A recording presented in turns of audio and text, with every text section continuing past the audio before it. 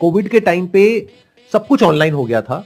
अब वापस से अगर आप देखोगे पूरे वर्ल्ड वाइड, सिर्फ इंडिया में नहीं पूरे वर्ल्ड में एक शिफ्ट आ रहा है और बहुत तेजी से आ रहा है ऑनलाइन से ऑफलाइन की तरफ। मतलब लोग वापस से ऑफलाइन की तरफ आ रहे हैं।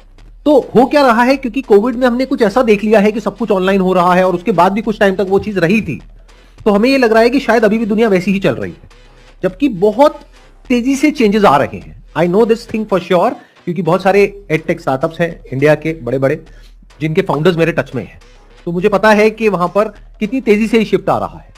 सब जो पहले ऑनलाइन ऑनलाइन ऑनलाइन कर रहे थे, अब सबके ऑफलाइन सेंटर्स ओपन हो रहे हैं। मैं ठीक कह रहा हूं, गलत कह रहा हूं? तो आप समझ रहे हो क्या हो रहा है कि धीरे धीरे चीजें वापस से ऑनलाइन से ऑफलाइन की तरफ जा रही है। कोविड के टाइम पे सब कुछ ऑनलाइन हो गया था। अब वापस से अगर आप देखोगे पूरे वर्ल्ड वाइड, सिर्फ इंडिया में नहीं पूरे वर्ल्ड में एक शिफ्ट आ रहा है और बहुत तेजी से आ रहा है ऑनलाइन से ऑफलाइन की तरफ।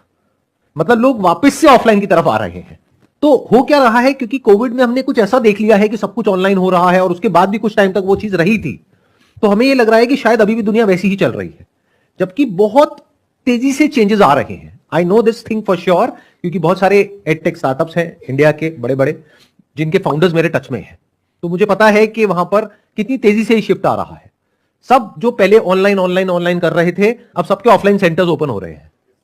मैं ठीक कह रहा हूं, गलत कह रहा हूं? तो आप समझ रहे हो क्या हो रहा है कि धीरे धीरे चीजें वापस से ऑनलाइन से ऑफलाइन की तरफ जा रही है।